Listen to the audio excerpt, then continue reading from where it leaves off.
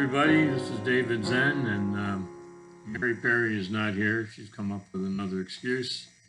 So she told me to go find the next warm body. I walked in the door again. So I did better. I got the next guy to walk through with a green shirt. And here's a special guest for today. It's an absolute pleasure to be here. Hi, David. Jim. It's an absolute pleasure. We're both wearing green, and we're right in the middle of Pentecost season. No one can take the place of Mary, and we're playing for the same team. It's wonderful, Dave. It's a great thing. Just remember, this is a family shop. I'm doing that. I'm doing my best. All right. So we're here to talk about St. Paul's. So, you have anything to say about St. Paul's? Or? I certainly do. We've got a busy season coming up. Okay. We've got a lot of stuff coming up in the next week. I looked Well, over the schedule. Well, let's start with Sunday. Sunday, we're doing it.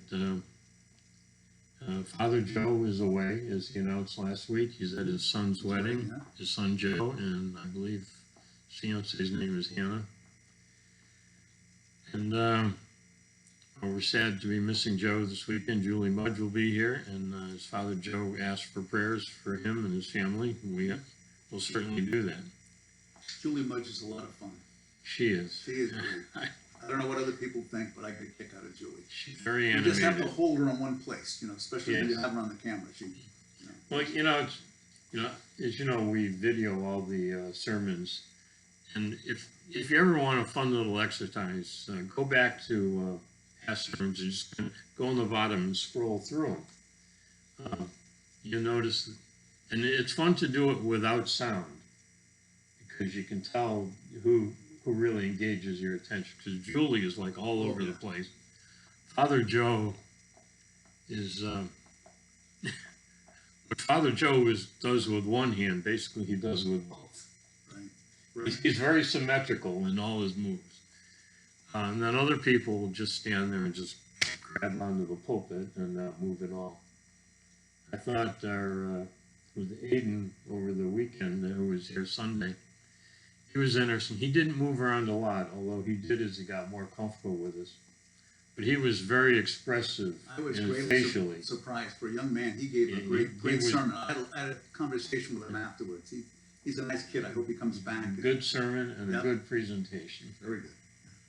And he did, one thing I had mentioned this to Joe years ago, and Father Andy was really good at this. When you have a point you want to make in a sermon, there's a way to highlight it. You can highlight it with your hands or whatever. Sometimes you'll say, this is a really important thing, and then you'll go back and you repeat it. You say, no, this is really important, and that's a way of highlighting it. What Father Andy did, and I saw Aiden do it one time, when Andy wanted to get your attention, he would just kind of lean into the microphone and get really quiet. And you could hear a pin drop in the room because everyone wanted to hear what he was going to say. That was his way of highlighting his point.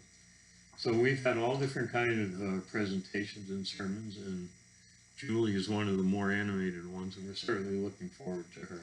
Well, a few weeks back, I ended up doing the filming with George Stowell, and I was at the church early, and Julie came in, and I asked Julie a special favor, and she says, "What's that?" I said, "This is the first time I did this, Julie. Please don't jump around too much. I want to focus in on one spot." And she was very nice about that. Well, she does stay in one place. Yeah. The one that didn't stay in one place when he was at the pulpit was Father George. George would go from one side of the pulpit to the other, back and forth. And that was really tough before we had the wireless mic on them. Yeah. You would hear him, and then you would notice kind of step away from the mic. Julie will stay in the center of the pulpit, but she's like all arms and hands and motions and this and that. It makes it interesting. She does. So we have the two services on this Sunday. This is Labor Day weekend.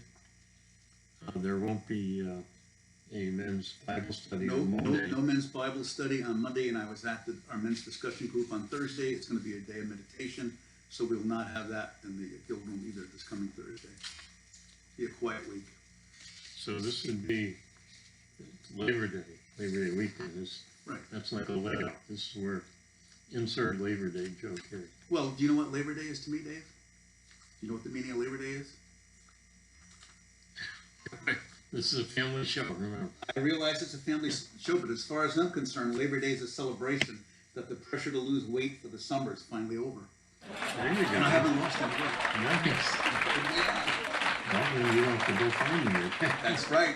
That's the Absolutely. problem. Most people will lose weight, and then they think they have to find it again. I was listening to a very interesting stat the other day. Do you know that if you took all the cars in the United States and you placed them end to end, you know what that would mean? I have no idea. It's probably Labor Day. Very Because good. that's what it's going to be like on 84 and the Merit Now and notice, 95. Dave, one thing, I don't have to do this, you know. That was good. Very good, Jim. But one more Labor Day joke, Dave. Go ahead. Do you know why locksmiths are allowed to remain open on Labor Day? I don't, and you're going to tell me. Because they're key workers. They are cool.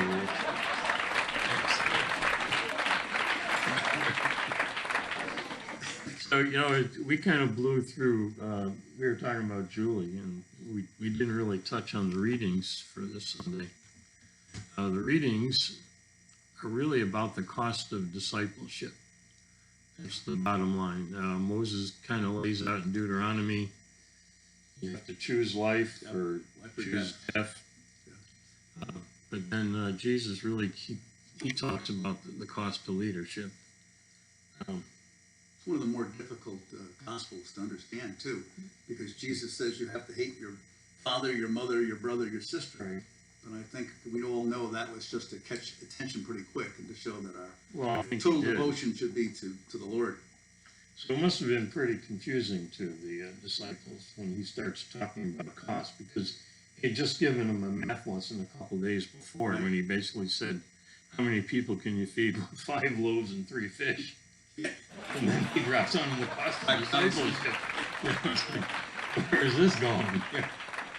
He's never full of surprises. All right, so what do we have later on in the week? So Well, let's go into the other readings, Dave, because we have Go ahead. one that I had a great deal of difficulty. In fact, I always check in advance, and I had trouble finding it in the Bible because I've never read Paul's epistle to what was it? Philemon, Yeah, you never read that? Philemon. Yeah. Yeah. And it's very short. In fact, when we do the reading this Sunday, it's going to cover almost the whole chapter. Well, I think when you came, if you've been coming to the men's Monday night Bible study, I think we did a whole study on Philemon. It was maybe before my time. No, it was like Was a 1 week. Was I asleep that night? No, it was a 1 week study, I think. Well, We covered it in one night, maybe 2. Well, do you know that when Paul would greet Philemon, what he said? Hey, Philemon. No, he would say, "Give me Philemon." All right, I'll give you that. Actually, read the- Yeah. No, I got it. I just didn't think it was that funny. I neither did I, but it fit the reading for the Sunday. All right. So you know. Now Mary would have a lot of problem with that one. Yes. You know, but I could explain it to her on Sunday, Well, it's good you can explain as it I right usually do. So moving through the week, we come to Tuesday night. And Tuesday, Father Joe and Tara are starting their new Bible study. I believe this is a 12-week study called Dust to Glory. Right. And that's on, it's going to be on Zoom. Starts at 7:30 or 7 to 8 p.m. And they're doing that in conjunction with St. George's in Middlebury. And the information is in Sword Points, and it's also in the Sunday Bulletin, who to write to get that Zoom link. I don't have that, but Right. if you write to Ken and they give his email, he'll give you the link and where to hook up with the materials for that. And that's 12-week study, and that's going to be every Tuesday night for the next 12 weeks. People are looking forward to that. Most of our other Bible studies really kick in the following week. I think the ladies' Bible study is still going on Tuesday. Well, morning, the correct? Tuesday morning one Yeah. does, but then they're switching books Oh, okay. they're starting Possible I chambers? believe it is, they're doing Mary Okay. on the 13th. Yeah, the 13th, they're starting Mary. Okay, then on Wednesday, we have our whole Eucharist and Healing, and another drive-through food. That service has been great. I mean, the crowds are really coming in. Oh, it's amazing. Yeah. We're doing When I first went to those, 30, 40 people a week. Yeah, I was there this Wednesday. And the food drives have been picking up too. I'm glad to see that. Last week, we were light one week, but last week everybody stepped up to the plate, and the vans were getting filled, and we like to see that to continue based on what's going on nowadays. That's great. Maybe sometime we'll go into the whole list of where the food goes to, but essentially we have 6 food pantries that we work with. So basically there's 2 food drives a month. Sometimes there's 3 depending on the number of Wednesdays. But it goes, so every food pantry, the 6 that we deal with, basically are getting 4 loads of food from us. And Jericho gets a load every week. And they're all local churches. It's all going right into the hands of people that need it. It's a super beneficial program. Also this week on Thursday night, our choir rehearsal starts up again. And they meet every Thursday at 7:30. And that kind of leads us into the following Sunday, September 11th. And that's when the choir will start robing again and processing as part of the service. And that's also the week that we're starting Sunday school. Right? Yeah. Yeah, that's great. So and then the following week is when all the Bible studies kick in. So it's really our. Well, the men's Bible study on Monday has continued through all of this, and it's been great. Dan Bacon does absolutely great job. He does a super job. And to think that we're getting, 16 to 18 guys in person. We had 20 guys last Monday. Okay. Yeah. So that's in person, and there's always several people online. Right. So. No, it's great. Dan does a great job. He is a great, teacher. So as we go into the new season here, we're also this is a good opportunity for people to step forward on putting together the schedule right now for lay readers and lectors. So if anyone has an interest in being a part of the service by reading or helping Father Joe at the altar, let me know. Just speak to me on the side and we'll get you trained. We always like to add to our ranks. In theory, it would be great to schedule people just once a month. We don't have quite enough people, but typically you'll get scheduled twice a month, and it's a good way of serving and worshiping. Absolutely. So, what else we got? You got anything else there, Jimmy? Well, I know it's going to be a busy week. I know we have Labor Day coming up, so I think we got through all of our Labor Day jokes. Unless you have another one, Dave. You must have. I don't know that I do. There's a ton of them, you know. Well, I will give. Well, I'll save this one for last. I have one for the last 2 today. Oh, okay. Oh, yeah. Well, let me ask you. You always tell a nice story at the end, and I enjoy it. And so I saved one of my old-time jokes that is very near and dear to me, and I want to cut in on your territory, Dave. Well, you know. That's why you're here. You're wearing a green shirt. You get Part of the equal team. rights there. Yeah. So I do have a question for our viewers. We've been getting, actually everyone this year has been getting a lot of wildlife, and Pam's been having her tomatoes and other flowers eaten by someone. So I set a trap out the other day and I caught a possum. As far as I know, possums are good because they eat up bugs and things. Right. So I let them go. No harm, no foul.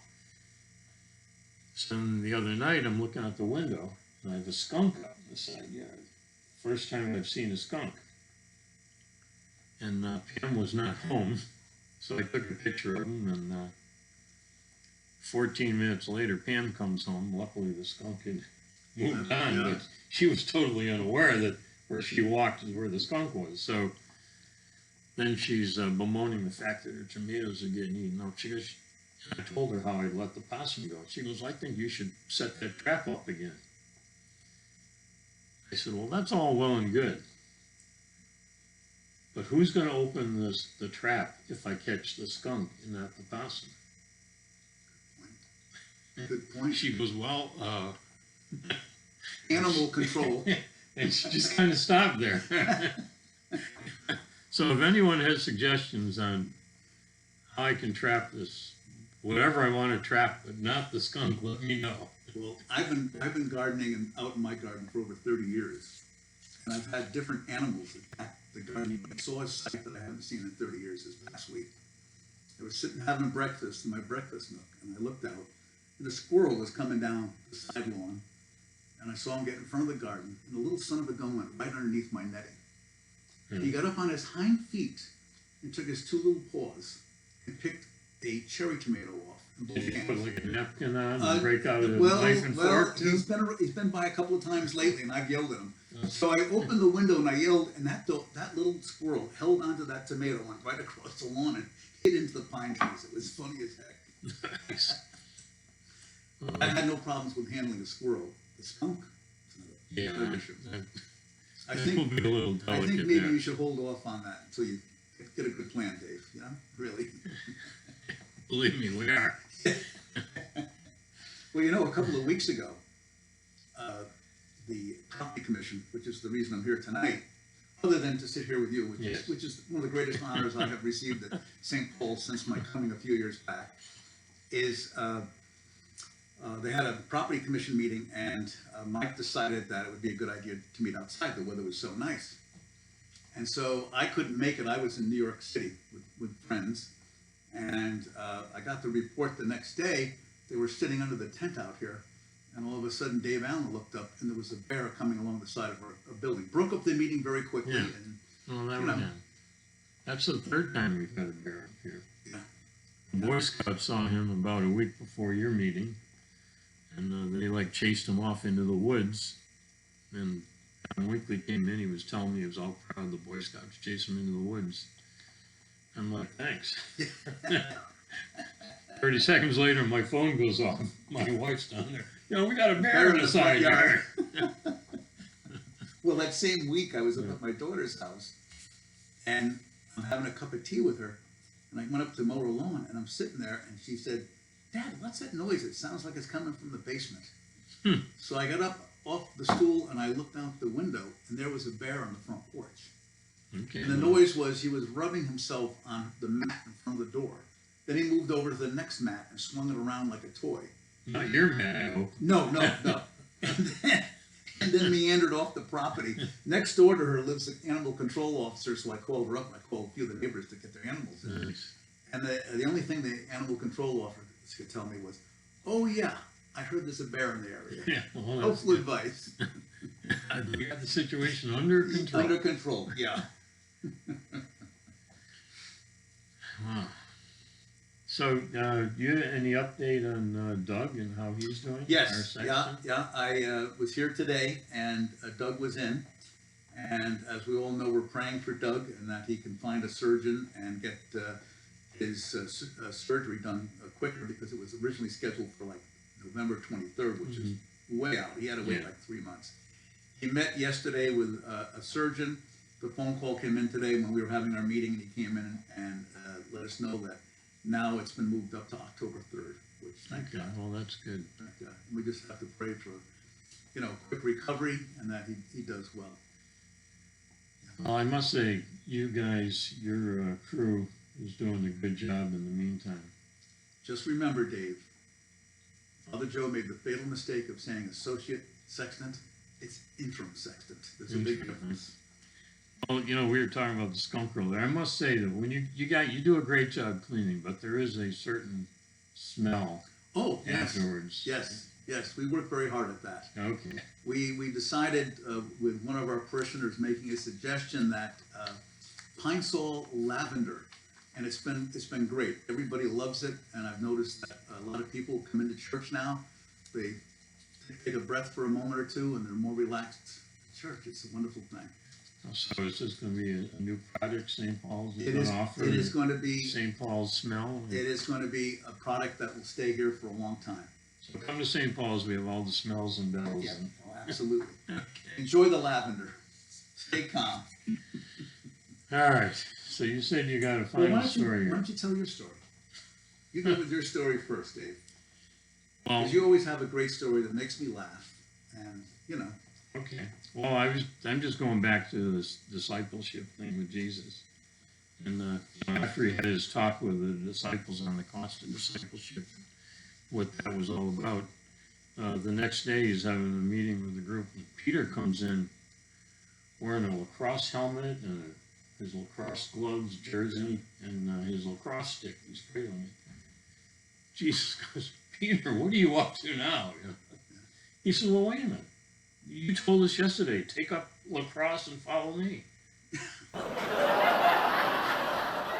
Mary, do you have that one? Well, the story I have to tell is one that's very near and dear to my heart. It's a bit of Irish church history, and it took place in the little village that my grandmother came from. My grandmother, you couldn't tell she was Irish. She had red hair, a very thick brogue, and her name was Alice Bridget McNamara. Okay. And she was very proud of this story because it went all over Ireland after it took place. Did it involve you? It didn't. I was not there. I was not born yet. This is when she was a young girl over in Ireland. And the story took place in the little village that she grew up in, which is Tulla, which is between Limerick and it's like 12 miles outside of Shannon Airport for you road travelers, County Clare. And so in the village there were two brothers, and these brothers were notorious sinners.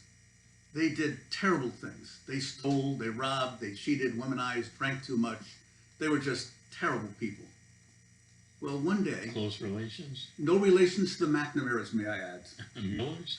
Maybe the Millers, but not the McNamaras. Remember that. That was not part of the story, Dave. So one day, one of the brothers dies, and so he decides to go to the rectory and see the local parish priest. And he says to him, Father, do you think it's possible that my brother could have a funeral in the church? And the priest says, well, you know, he says, your brother was a terrible person. He was a notorious sinner. And I don't know if we can do that. He said, well, what if I was to make a contribution to the church of £1,000? You know what, Jim? Right now, Mary's watching this. Yeah. And she is squirming in her seat. Oh, no, she's not. Because I told this joke during when we were in Alpha, so she knows it's clean. Believe All me. right, well, Believe me, I know you were nervous when I walked in here. I'm keeping this all right, you can go. board. All right, so. All right, so he goes to the parish priest, and the parish priest really says he can't do it, but he offers £1,000. And the priest says, well, you know, I don't really think we can do that. So he says, all right, Father. He says, I'd like to offer £5,000. So the priest thinks about it for a few minutes, and he says, well, we might be able to do something with that. And he goes on to say, well, there's one other thing in the service. I need to have you refer to my brother as a saint. The priest says to him, that's impossible. I just can't do that. And he says, well, Father, I'm willing to donate to the church £10,000. So the priest kind of ponders it for a minute, thinks a little bit. He says, well, we might be able to do that. So word gets out to the village that there's going to be a funeral for this notorious sinner, this terrible person. So the day of the funeral, there's a crowd, there's a line outside the church. And people can't believe that the priest is doing this, but they heard the most important thing, that he's doing it because he's getting all this extra money because he has to say the man's a saint. So they get into the funeral mass, and the priest gets up to finally do the homily, and he goes, brothers and sisters, we're gathered here today to mourn the most wicked, the most hateful, and maybe the worst human being I ever met in my life. He pauses and he says, but compared to his brother, the man was a saint. Yeah. Next scene. That is fun. Mary, you can relax. And you can come back next week, too. Mary, And you don't even have to wear green. Mary, no one can take your place. Please, please come back. I beg you. All right, everyone. Have a great week. Have a happy Labor We'll Day. see you Sunday, and have a great Labor Day. You were nervous. I knew you.